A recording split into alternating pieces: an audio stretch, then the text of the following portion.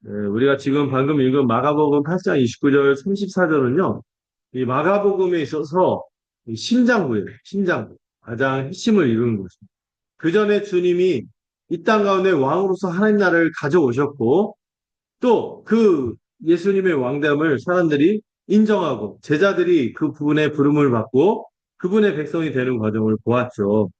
그런데 일부는 그 하나님 나라의 일원이 되기도 하지만, 또 일부는 그 이 주님을 믿지 않고 거부하기도 하고, 이 말씀으로 이 하나님 나라가 임했고, 권능으로 그 수많은 그 병 고침과 또 그 귀신을 쫓아내는 일과 또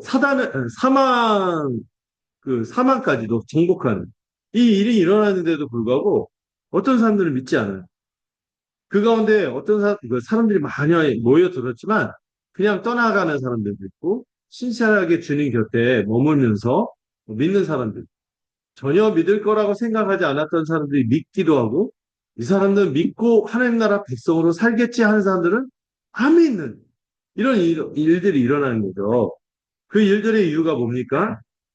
예수님이 그 비유를 통해서 설명하셨죠. 몇 가지 비유를 통해서 하나님 나라가 어떻게 이 세상 가운데 임하고 왜 이런 일이 일어나는지를 설명했는데요. 그 유명한 첫 번째 비유가 씨 뿌리는 비유. 음.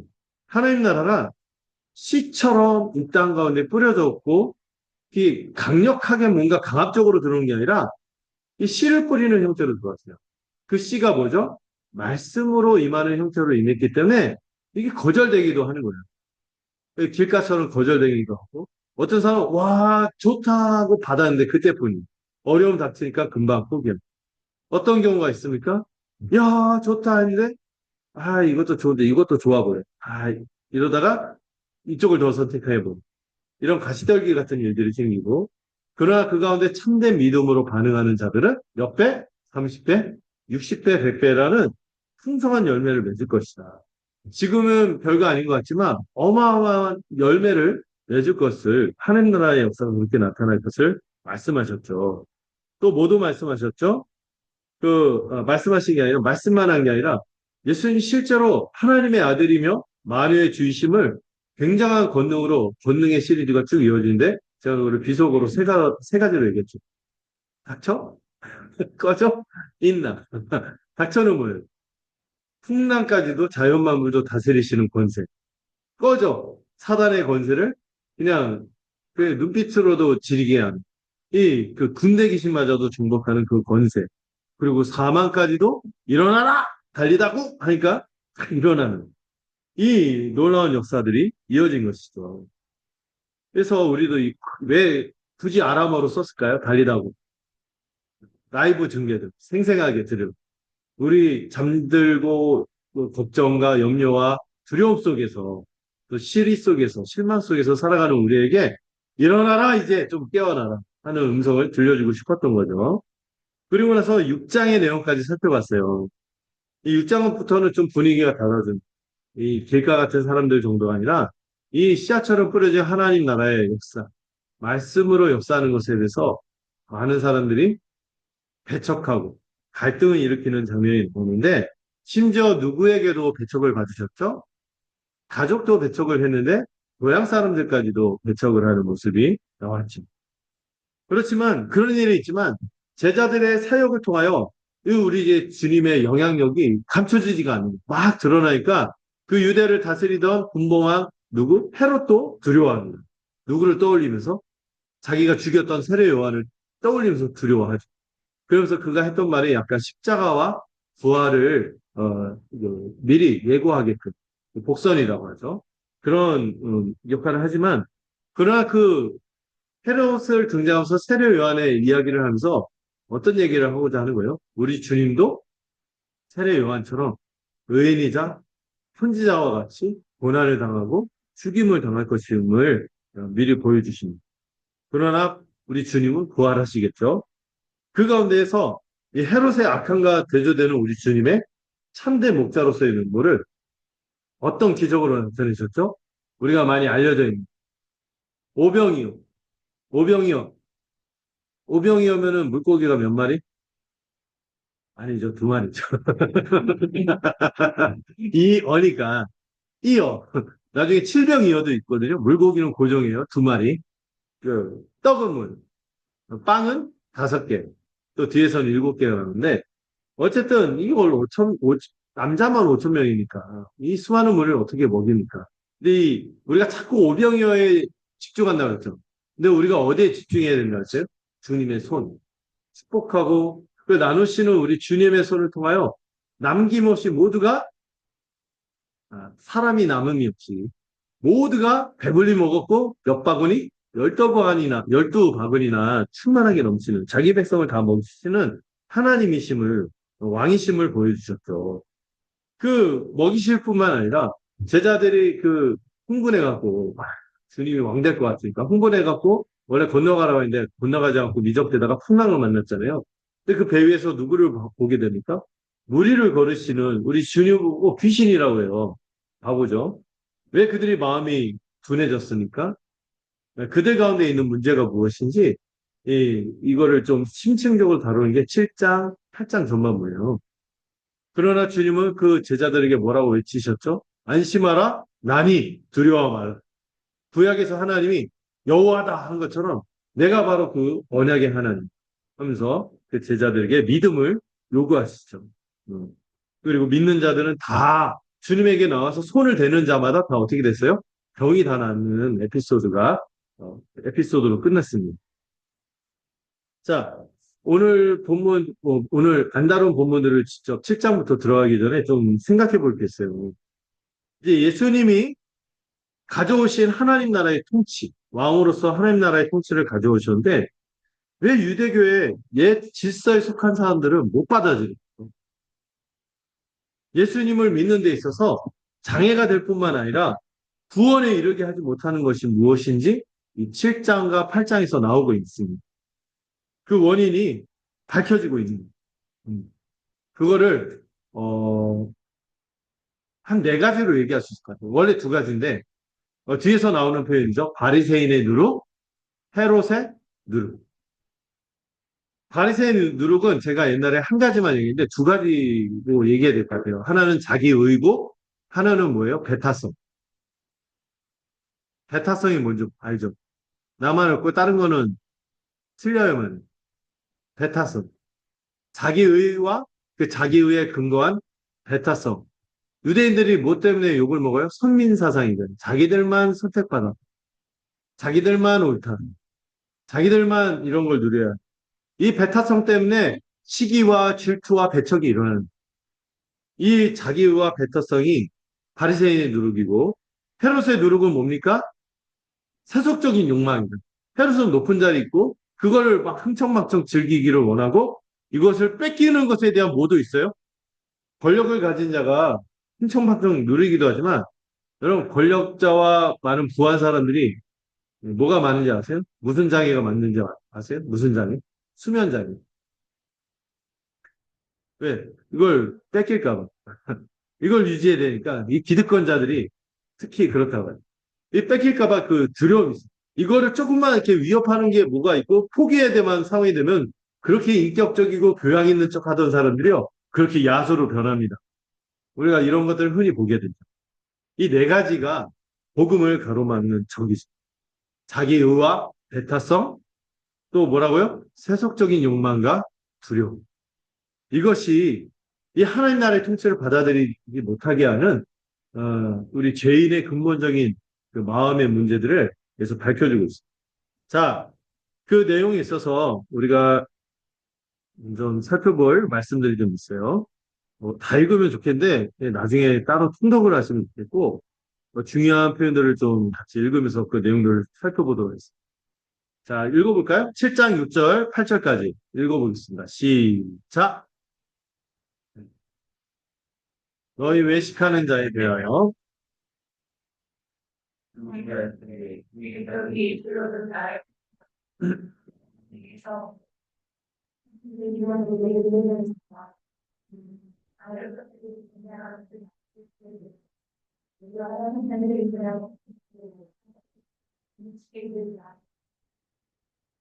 여기 보면 예수님이요.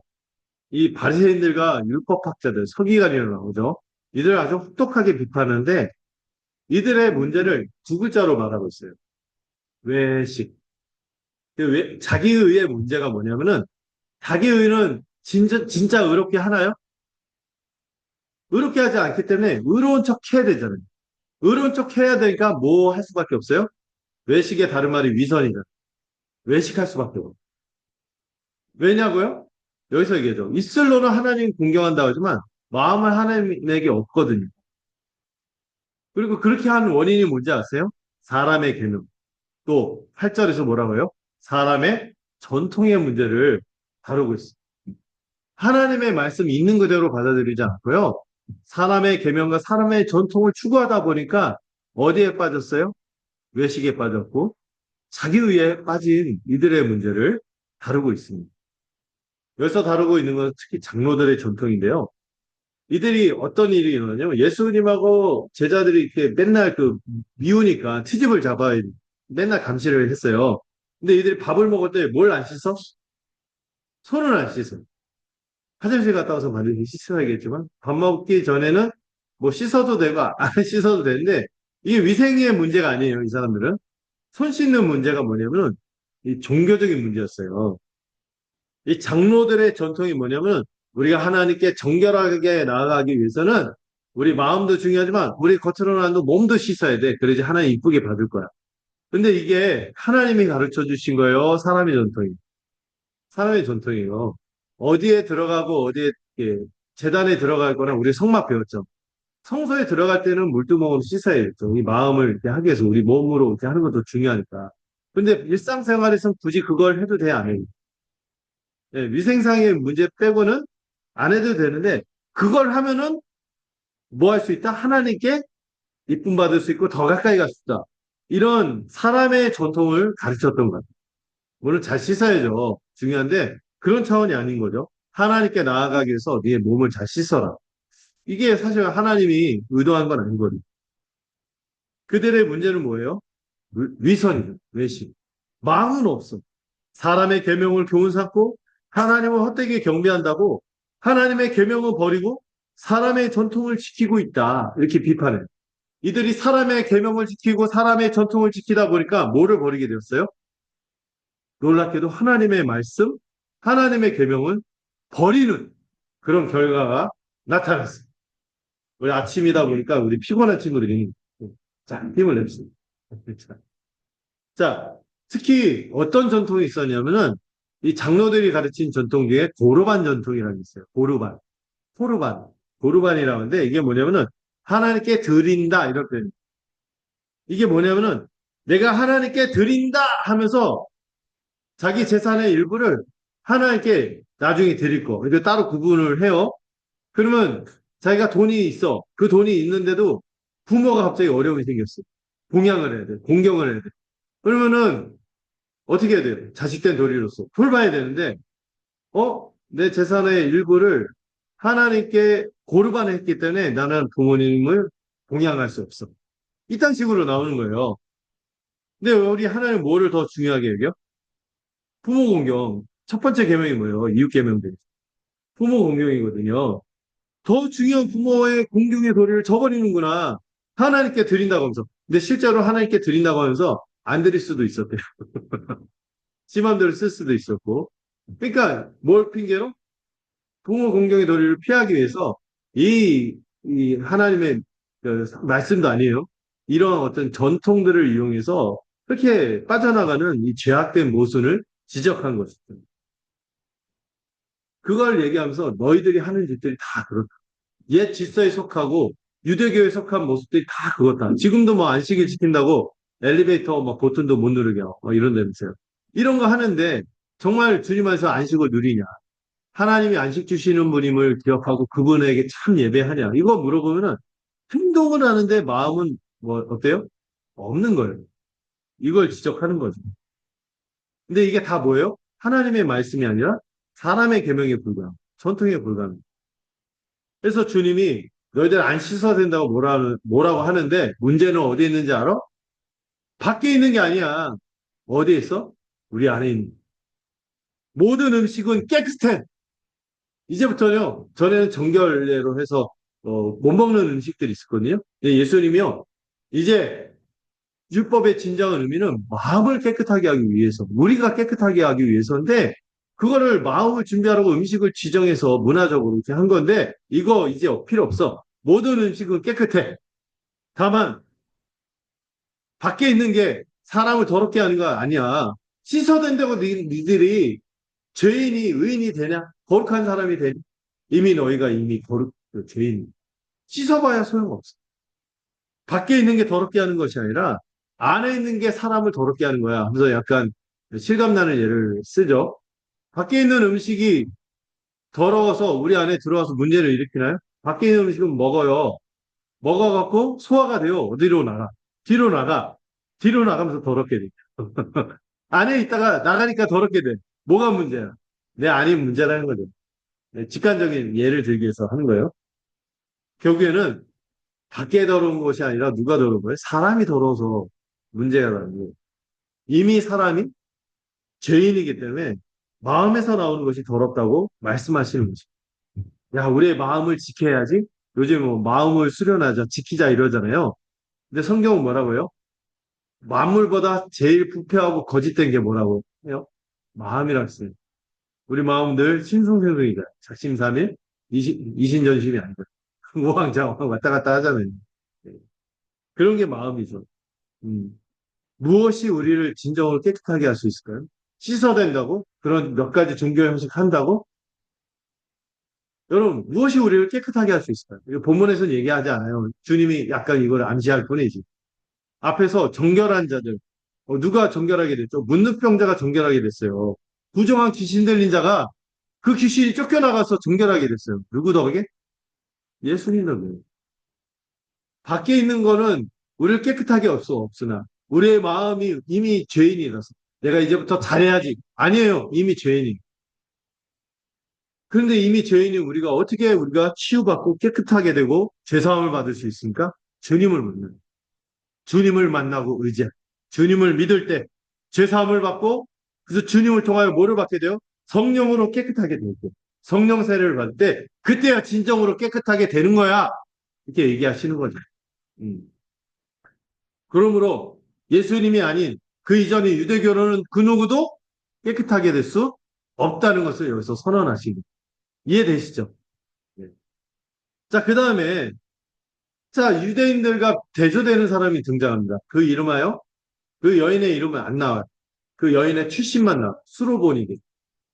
수로보니게라는 지역이 있구나. 이게 아니에요. 두 지역의 이름을 합친 거예요. 수로는 수리아, 보니게는 페니키아.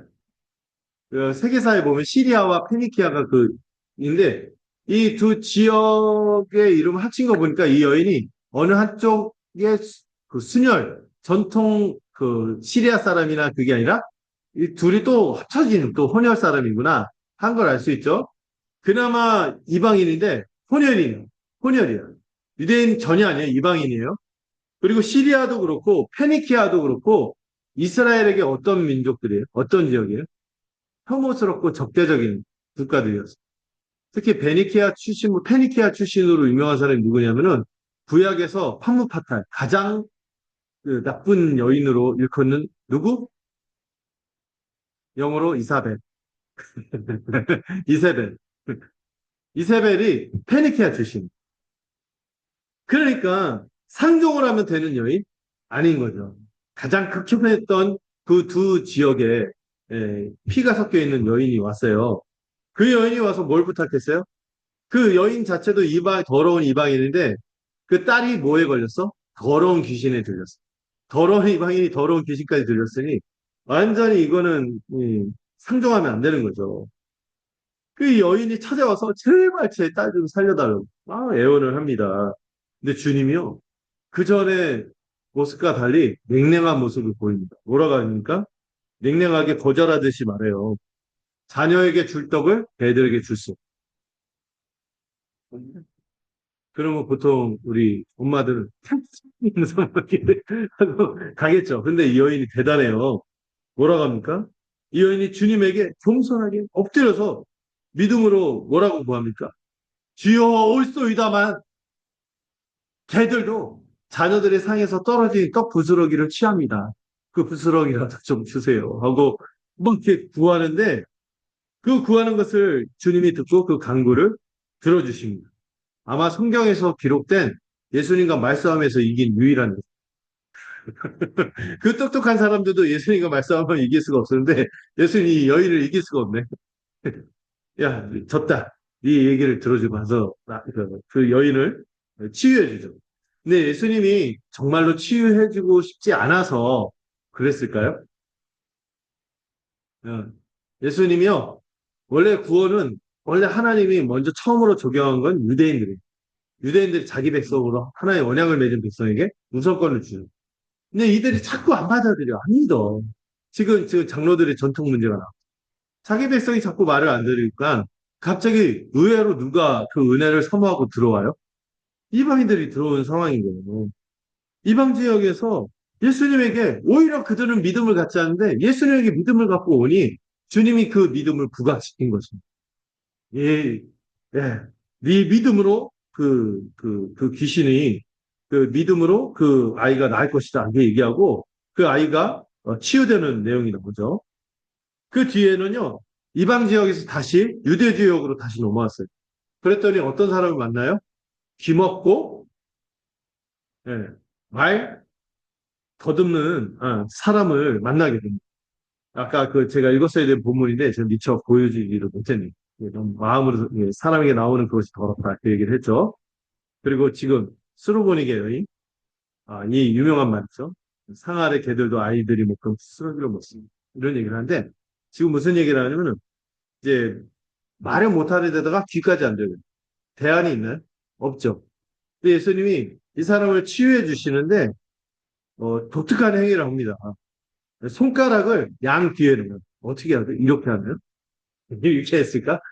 얼굴이 작아서 어떻게 했는지 모르겠어요. 연우만한가? 이렇게 했는지 이렇게 했는지 모르겠고 그리고 나서 침을 뱉어 그의 혀에 또 이렇게 침을 탁 뱉은 다음에 혀에다가 손을 대셨다는 거죠. 예. 왜 이런 행위를 했을까요? 이 사람은 지금 눈 뜨고 보고는 있지만 뭐 하는 성이 말을 못 들어. 말도 못 해. 그런 의사소통을 할 수 있는 사람이 없죠. 주님은 왜 이런 행위를 했을까요? 귀에다 손을 놓고 침을 뱉었고 혀에다 대고 내가 너를 낫게 해주고 낫게 해준다는 그 신호를 보내주는 거죠. 그의 믿음을 돕는 행위죠. 이런 행위를 한 다음에 탄식하시면서 이 사람 분명히 말을 못 듣잖아요. 말을 못하는 사람이에요. 그런데도 말씀을 하십니다. 뭐라고? 크게 탄식하시면서 에바다. 요즘 애들은 에바라는 말을 다른 의미로 쓰지만 에바다. 이게 뭐죠? 열려라 이런 뜻이거든요. 그랬더니 못 듣던 사람들이 그걸 듣고 귀가 열렸어요.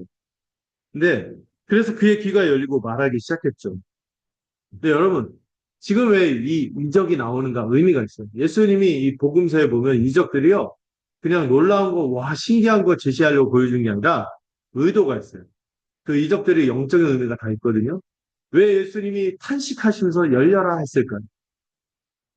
앞에 어떤 사건이 있었죠? 유대인들이 예수님 오직이 안 믿어요. 막 안 씻는다고 막 트집 잡고 막 대적해요. 대부분의 유대인들이 그러고. 그런데 오히려 어떤 사람은 믿음으로 나와? 백성 아니던 이방인들, 스루보니게 여인은 막 그 역동적인 믿음으로 주여 오소이더만 걔들도 부스러기로 먹습니다. 이 부스러기 신앙이라는 거죠.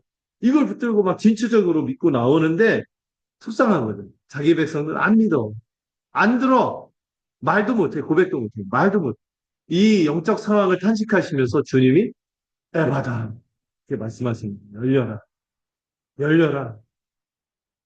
그 정황이 있는 거죠.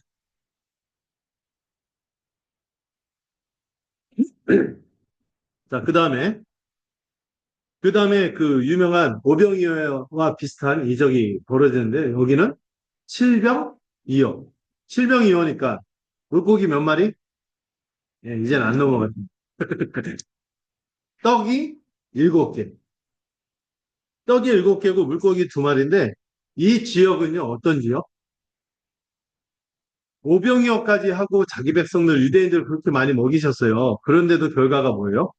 에바다. 안 열려. 안 열려. 열려라. 이러는데 지금 예수님이 그 칠병이어 기적을 일으킨 곳은 이방인. 그 이방 지역에서 예수님의 소문을 듣고 온 사람들을 향하여 일곱 개 떡과 물고기 두 마리로 4천 명을 먹이십니다. 거기서 5천 명인데 여기 4천 명을 먹이시고 여기서 몇 바구니가 남아요? 12바구니는 뭐죠? 이스라엘의 숫자죠. 근데 여기서는 7바구니가 남아요. 근데 이 숫자가 의미가 있어요. 항상 7은 숫자. 어떤 숫자? 충만한 숫자. 하나님께서 자기 백성뿐만 아니라 누구까지도 이방인도 충만하게 먹이실 것을 보여주는 장면이죠. 이 모습을 보고요. 누가 와서 시비를 겁니까? 자, 8장 11절, 12절. 이 말씀도 한번 읽어볼까요? 8장 11절, 12절. 읽어보겠습니다. 시작.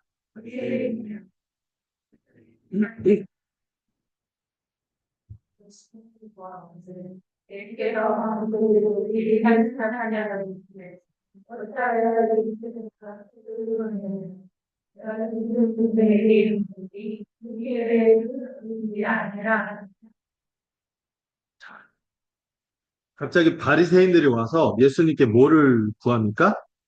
하늘로부터 오는 표적을 구해요. 여러분, 지금 주님이 표적을 행하세요? 안 하세요? 하고 있어요? 안 하고 있어요?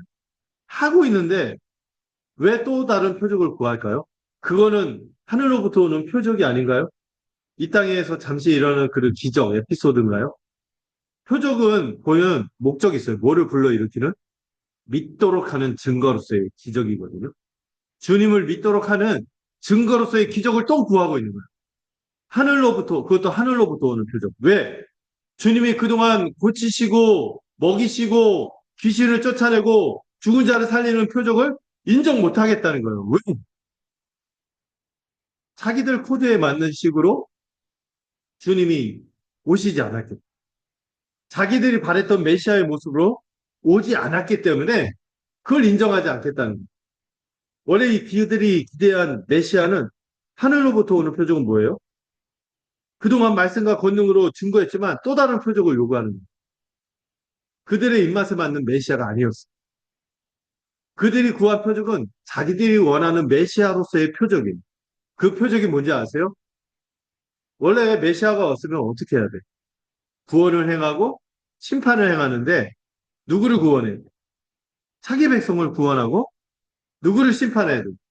자기 백성을 괴롭히는 저 원수 같은 이방 민족, 로마들 이런 놈들 싹 없애버리고 자기들은 부와 번영을 가져다 줘. 다윗 왕국처럼 부와 왕국을 가져다 주고 자기들이 그동안 의롭게 살았잖아. 열심히 살았잖아.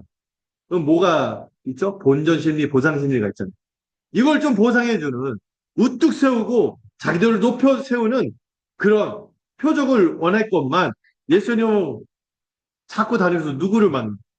의인들은 자기들은 오히려 너희도 똑같은 죄인이야. 누구하고? 세리대인 창녀하고 똑같은 죄인이다 하고 이방인들 이렇게 막 오면은 내쳐야 되는데 막 고쳐주시고 와 믿음이 좋구나 이러고 있고 막 지금 4천 명 먹였잖아. 7병이요. 이러고 있으니까 이게 마음에 안 든다는 거예요.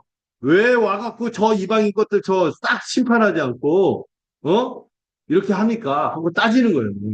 힐난한다는 게 뭐예요? 그 비난한다는. 저 왜 죄인들하고 어울리고 이방인들하고 어울리고 그러고 있냐? 어서 빨리 우리 민족을 구원하고 의인인 우리들을 높여라. 기껏 장로들의 전통이나 지키는 주제. 이런 얘기를 하는 거예요. 그러니까 주님이 마음속으로 깊이 한식하십니다. 12절. 그리고 표적을 주지 않겠다고 하십니다. 이 세대. 그들이 구한 표적을 행하면요. 이 사람들은 진실을 모르는데 만약에 예수님이 그래 니들이 원하는 대로 하늘의 표적을 행하겠다. 그리고 심판을 행하시면 누가 먼저 그 심판 받을까요? 요구했던 얘네들. 얘네들이 더 받을 수도 있어요. 지 주제도 모르고 막 이런 걸 보면서 주님이 한탄하시는 거예요. 그리고 이 세대에 표적을 주지 않고. 주님이 표적 줬으면 얘네들 끝났어요. 차라리 안 주겠다고 하는 게 은혜인 거죠. 그러면서 이들의 문제를 8장 15절, 16절에서 지적합니다. 자, 이 본문을 한번 읽어볼까요? 자, PPT로 제가 준비했으니까요. 한번 본문을 한번 읽어보겠습니다. 위에 좀 가려졌지만 읽으실 수 있죠? 네, 읽어보겠습니다. 시작. 내가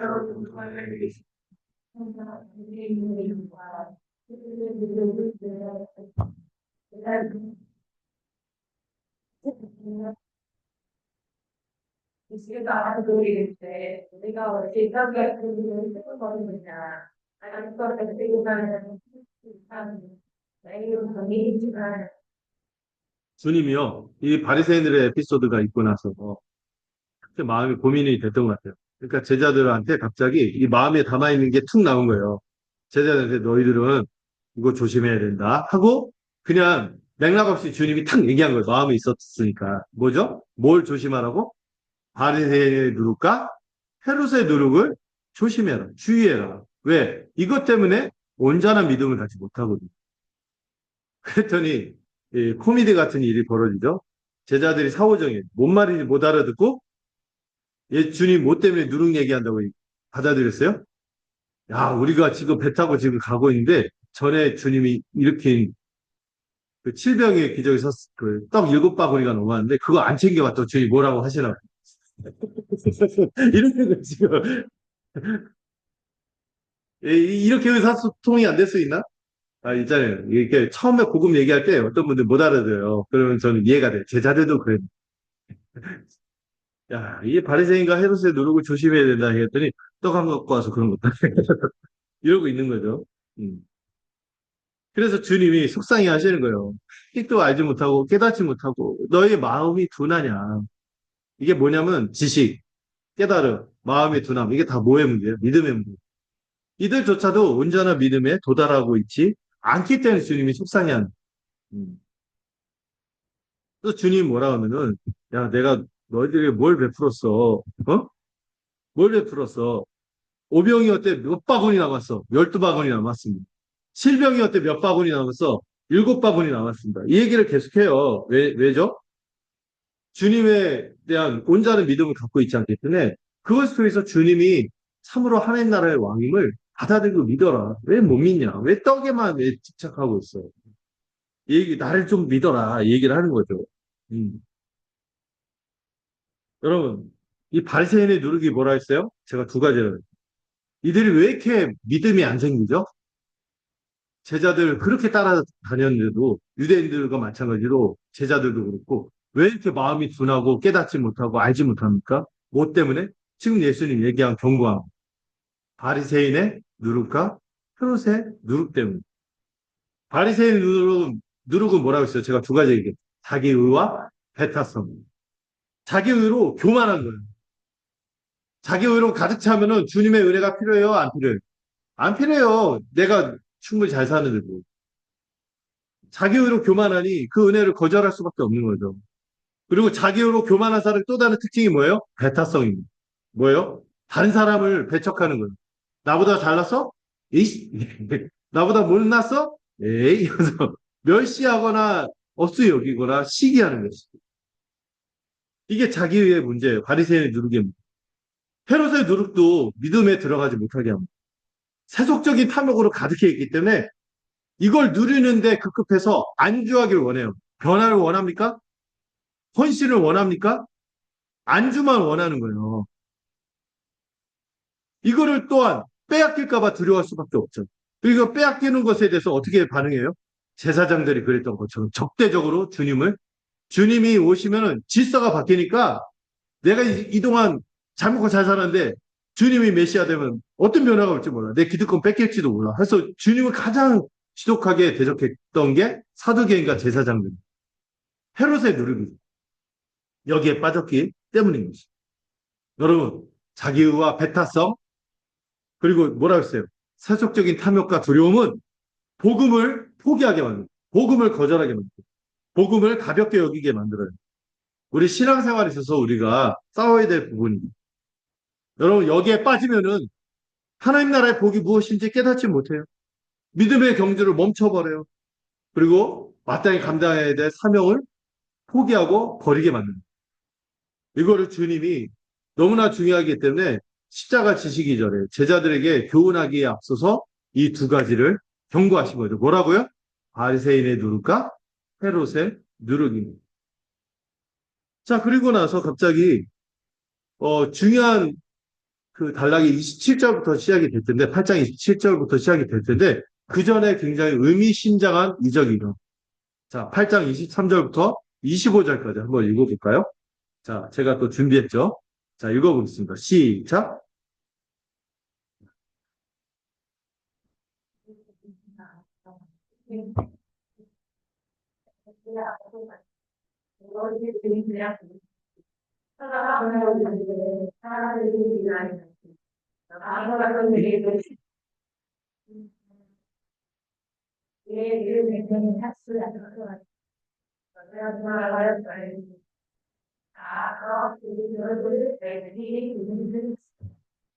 자, 이 8장부터 여러분, 오늘 제가 야심차게 10장까지 할까 했는데 아마 그 어간에서 끝날 것 같아요. 자, 18장, 9장, 10장을, 어떤 본문이라 하면은 제가 그 여기 그 주보에도 썼지만 십자가의 길에 대해서 알려주시는 본문. 제자들에게. 이거를 제자도 본문, 온도로드, 길 위에서. 그래서 길 본문이라고도 알려져 있는 헬라어로 호도스라고 하는데 그 길 위에서 어디로 가는 길? 십자가 지고 가는 예루살렘으로 향해 가는 길에서 제자들과 있는 에피소드를 다루는 내용이 이 8장 27절부터 있는데 그 전에 이 맹인을 고치는 사건으로 이 에피소드가 시작이 돼서 끝에 10장 마무리가 누가 나와요? 그 유명한 소경 바디메오를 고쳐주는 장면으로 앞뒤가 둘러싸여 있어요. 맹인을 고치는 걸로 시작해서 맹인을 장님을 그 시각장애인이라고 하죠. 이 표현들이 다 비하하는 표현이어서 시각장애인을 고치는 걸로 끝나요. 근데 특이한 거는 이 앞서서 먼저 고치시는 장면에서 안수를 몇 번 하세요? 두 번을.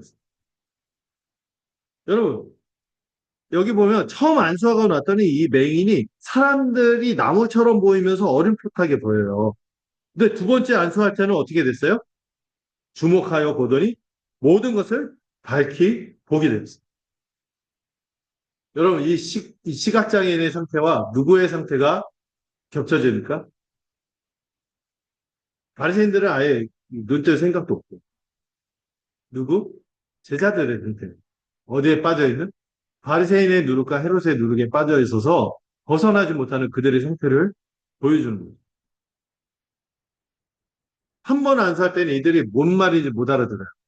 그런데 주님이 두 번째 안수할 때 밝히 봤죠. 그 소경이, 시각장애인이. 그런 것처럼 제자들도 이 8장, 9장, 10장이 이르는 이 과정을 통해서 그들도 결국에 어떻게 될 거다? 밝히 보게 될 것이다. 굉장히 문학적인 장치예요. 두 번의 안수를 통하여. 우리도요, 이 누룩 때문에 우리 주님을 믿을 때 온전한 믿음을 갖고 있지 않을 수 있어요. 그러나 우리 주님은 포기하지 않고 다시 한번 안수하시는 분. 그 은혜가 마음에 들어갈 때까지 안수하시는 분. 제자들이 마음이 둔해지고 믿음을 갖지 못한 것은 이 바리새인의 지독한 누룩, 헤롯의 누룩 때문에 자기 의와 이 배타성, 세속적인 탐욕과 두려움 때문에 이것이 믿음을 갖지 못하도록 하지만 주님은 이것에서 우리가 벗어나도록 뭐 하시는 분이에요? 다시 안수하시는. 이 안수를 우리가 뭐로 경험합니까? 복음을 듣고 배우고 확신하고 거할 때 이 두 번의 안수를 경험하고 결국에 우리도 어떻게 될까요? 밝히 만물을 보게 되는 거죠. 이 교훈이 있는 거죠.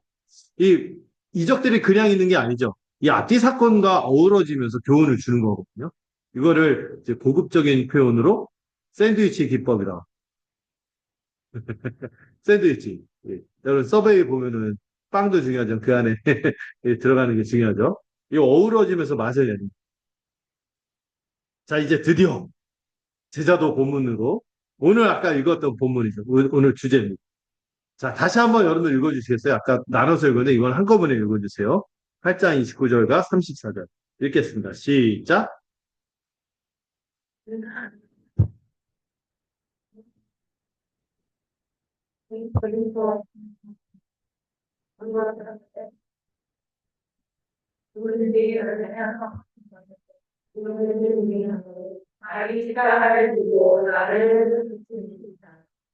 네. 오늘 그 훑어보기를 하다 보니까 정신 안 차리면 벌써 저기 가 있어요. 자, 이런 에피소드 그 맹인을 고쳐주시고 두 번 안수를 통해서 눈을 밝혀주신 다음에 이 제자들에게 드디어 눈을 밝혀주기 위해서 주님이 가르침을 시작하십니다. 자, 주님이 먼저요, 제자들한테, 야, 사람들이 나를 누구라고 하더냐? 하니까, 야, 주님이요, 대단한 선지자라고 하던데요. 야, 주님이 그 엘리야라고 하더이다. 그 구약 시대에서 최고의 선지자 엘리야였고, 어마어마한 기적을 많이 이렇게, 야, 그러냐. 그런데 관심 없고, 근데 너희들은 나를 누구라고 하냐? 되게 중요한 질문이죠. 이 마가복음 전체에서 제일 중요한 질문. 우리한테도 중요한 질문이에요. 경민아, 경민에게는 예수님이 누구냐? 경민에게 저는 그냥 아저씨일 수도 있어요. 무슨- 그런데 예수님은 누구냐? 이 대답, 여기에 대한 대답이 되게 중요하고요. 요거 대답 없이 이 교회를 다니고 있으면 헛된 거예요. 여기에 대한 분명한 대답을 해야 되는데, 보통 베드로가 항상 시범 케이스를 망신당했는데, 여기서는 홀문을 칩니다. 주는, 이게 뭐예요? 여기 주는 사실 로드는 아니에요. 내 눈 앞에 있는 당신은 바로 성경에서 말했던 누구다? 메시아, 그리스도입니다. 딱! 딱! 아무도 그런 고백을 안 했고, 그런 고백했다가 잡혀가니까. 배척당하니까 말을 못하는데 제자들은 뭐라고 해요? 베드로가 대표로 대답한 거예요. 내 눈앞에 있는 당신은 그리스도입니다. 구약에서 약속했던 그 모든 소망의 현실이 바로 당신입니다. 하고 정말 멋지게 대답한 거예요. 이 대답을 중심으로 해서 이 제자도 본문이 펼쳐져 가는 거죠. 그런데 주님이요, 되게 기뻐하세요. 마태복음 보면 되게 기뻐하세요. 근데 마가복음은 그 얘기를 하자마자 말하지 마. 아무한테도 말하지 마. 이렇게 이땀석을 시킵니다. 왜 그랬을까? 말하지 못하고 베드로가 틀린 말 해서? 아니에요. 맞는 말이에요. 정답이에요. 그러지만 그 말을 못하게 하면서 비밀을 알려줍니다. 어떤 비밀? 바로 주님이 당하실 십자가의 비밀을 이때 처음으로 알려주죠. 이전에 말했다 안 했다? 안 했어요. 근데 여기 와서 처음으로 말씀해 주시죠. 너희들이 내가 하나님 나라의 왕인 걸 믿고 나를 따르고 잘 따라왔는데 사실은 말이다. 나는 인자로서 어떻게 될 거다? 십자가에서 죽게 될 거야. 이걸 어떻게 표현하면 비로소 이전 말 안 했다는 거예요.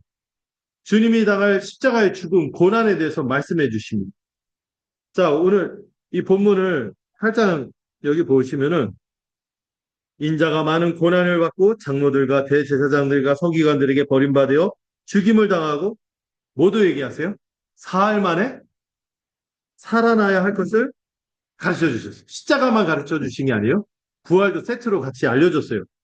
그런데 이걸 듣고 베드로가 어떻게 반응했습니까? 그냥 항변한 게 아니라 32절을 보시면 붙들고 항변했대요. 여러분, 베드로가 이때 꼭지가 돈 거예요. 진짜. 꼭지가 돌아서 흥분했어요. 앞에 있는 분이 그리스도십니다. 왕이십니다. 이렇게 얘기해놓고는 어떻게 예수를 붙들었어? 어떻게 붙들었을까요? 좀 멱살 잡았을 거예요. 베드로가 예수의 멱살을 잡고 항변했다. 이거는 되게 어, 완만한 번역이에요. 이게 완곡한 번역이에요. 뒤에 보면은 그 33절에 보면 예수님이 제자들을 보시며 공개적으로 베드로를 어떻게 합니까? 꾸짖었다고 나왔죠. 이 단어하고 그 앞에 베드로가 예수님에게 항변했다 이 단어가 똑같은 에피티마오. 꾸짖었다는 거예요.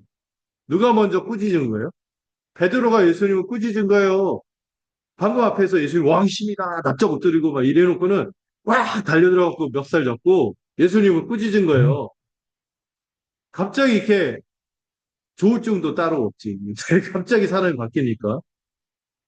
근데 중요한 건 이때 분위기가 굉장히 쌓여요. 베드로가 먼저 꾸짖는데 예수님이 딱 이렇게 주눅 들거나 그러지 않고 같이 맞서서 같이 꾸짖습니다. 막 같이 고성이 막 오가는 상황인 거예요.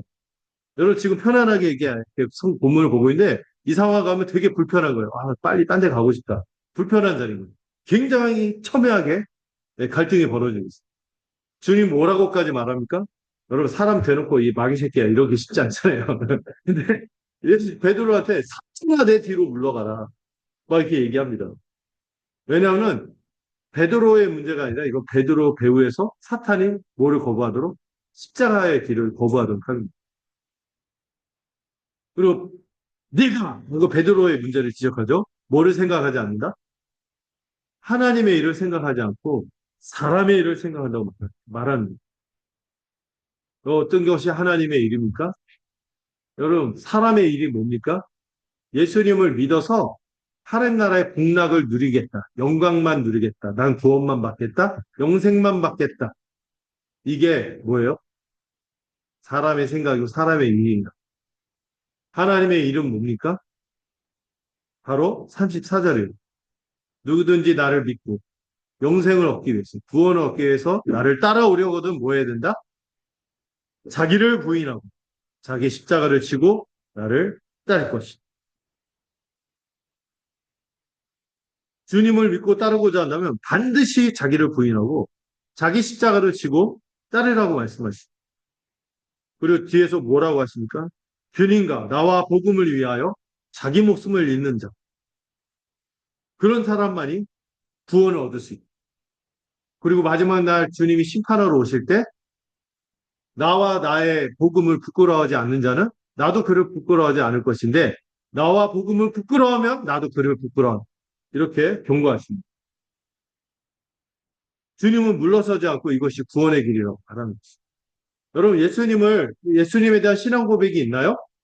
아, 감사한 일이에요. 이거 진짜 하늘이 준 고백이에요. 근데 그 신앙 고백이 참되려면은 뭐도 받아들여야 됩니까? 십자가의 길도 받아들여야 된다. 예수님의 구주되심을 고백하면서 뭐를 고백하지 않으면 참된 믿음이 아니에요? 주되심을 믿지 않으면은 참된 믿음이 아닙니다. 다시 말해 예수님으로부터 오는 구원을 받아들이겠다고 하면서 이 구원을 받기 위해서 주님이 제자로서 치러야 할 비용 계산, 대가를 치르지 않겠다고 하는 것은 그 믿음은 진짜가 아니라는 거예요. 그러면 여러분, 자기를 부인하고 자기 십자가를 주님을 따른다는 건 뭐죠? 내 원함이 아니라 주님의 원함대로 따라가는 것이며, 여러분, 자기 십자가를 지는 건 뭐예요? 십자가는 뭐예요? 여러분, 그 뭔가 아름다운 상징이 아니죠? 자기가 죽어야 될 형틀이에요. 자기 죽음을 향해서 가야 됩니다. 죽으라는 부르심이에요. 근데 여러분, 이 죽으라는 것이 준이처럼 십자가 매달리고 순교당이라 이런 얘기일까요? 뭐냐면은 그 죽음의 성격을 생각해야 돼요. 누구를 위해서 죽는 거예요? 하나님의 뜻에 순종하는. 또 누구를 위하여? 지체들을 위하여. 이웃을 위하여 죽으시는 거예요. 그 죽음의 길을 따르라는. 주님처럼 하나님을 온전히 섬기고 지체들을 섬기는 방향으로 살아가야 한다. 그것이 바로 구원의 길이다 말씀하는 거죠. 다시 말해서 여러분들 우리가 주님처럼 십자가에 매달리고 순교당하라는 얘기가 아니에요. 우리는 그런 깜냥이 아니에요. 우선적으로 어떻게 알아? 옛사람이 죽어야만 한다는 거예요. 옛사람의 특징이 뭡니까? 자기만 위해서 살아가던 삶. 그런 삶에서 돌이켜야 돼요. 나를 믿고, 나를 사랑하는 자로서, 나를 신뢰하는 자로서 내가 갔던 그 길을 너희도 따라야 돼. 이걸 요구하십니다. 이것이 진정한 구원의 길입니다. 여러분, 예수 천당 불신종 맞습니다. 근데 예수 천당이 예수를 믿고 천당인데 믿는다는 게 무엇인지를 우리가 바로 알아야 돼요. 그냥 신앙 고백, 주는 그리스도십니다. 이건 반쪽짜리라는 거예요.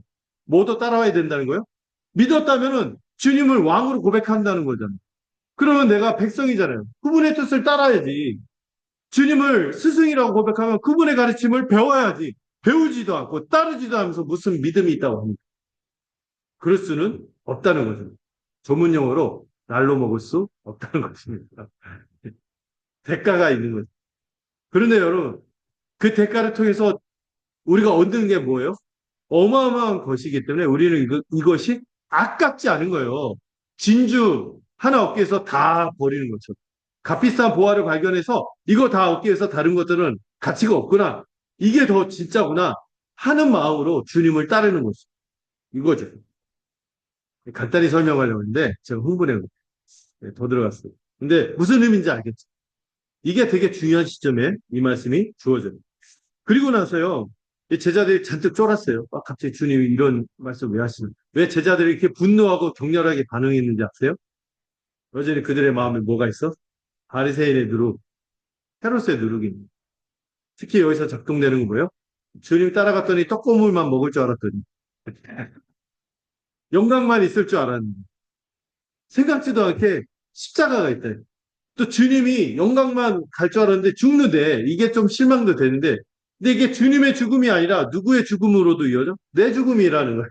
그러니까 이거 내일이니까 이게 감당이 안 되는 거예요. 베드로가 멱살 잡은 거 이해가 되는 거예요. 여러분들은 어땠을까요? 더했을 수도 있을 거예요.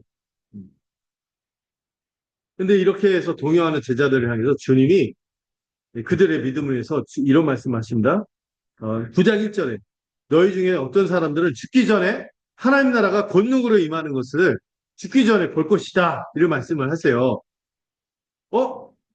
재림 얘기하시나? 아니에요. 바로 엿새 후에 그 일이 일어났다. 제자들 중에 3명, 그 수제자, 베드로, 야고보, 요한을 데리고 어디로? 변화산으로 갔죠. 그 산의 이름이 변화산은 아니에요. 그 산에서 주님이 영광의 모습을 변했거든요. 여기에서 굉장히 영광스러운 모습을 보여주는데, 그 재밌는 표현이 나오죠. 어떤 빨래를 해도 그렇게 휘게 될 수 없을 만큼 주님의 옷이 휘어졌고 막 영광 가운데 빛난 거예요. 근데 그 옆에 누가 있었어요? 누가 있었죠? 모세와 베드로와 야고보는 따라갔다가, 베드로, 야고보, 요한은 따라갔다 그 광경을 본 거고, 주님이 영광 중에 변화했고, 그 찬란하게 빛나고 있는데, 양옆에 누가 있어? 모세, 엘리야. 모세는 뭐를 대표합니까? 율법을 대표합니다. 엘리야는 누구를 대표해요? 선지자들을 대표하는 거예요. 모세와 엘리야 합치면 뭐예요? 구약. 구약의 모든 인물들이 지금 영광 중에 계신 주님과 함께 있어요? 주님과 예수님과 함께 있는 거니 이게 구약 전체가 누구를 메시아임을 증거한다는 거예요? 예수님을 증거한다는 것을 보여주는 거예요. 근데 참 베드로가 저는 웃겨요. 방금 전에 주님께 막 고성을 지르고 멱살잡이 한 주제에 갑자기 그 모든 그 상황과 맥락 잊어버리고 주님에게 뭐라고요? 주님 여기가 좋습니다. 평생 주님 그렇게 하겠습니다. 방금 멱살잡이 해놓고 그 영광을 보니까 너무 황홀해갖고 너무 압도돼서 여기가 좋다니 안 내려가겠습니다 하면서 뭐 하겠다고요? 초막 3개를 만들어갖고 하나는 주님 거, 하나는 모세 거, 하나는 엘리야 거. 주님 옆엔 누구? 네. 모세 옆에는 야고보 요한이든 아무나 랜덤. 이런 생각을 했던 것 같아요. 막 이런 얘기했는데 성경이 약간 풍자적으로 자기들 무슨 얘기하는지도 모르고 그 얘기를 했다. 그만큼 압도된 거예요.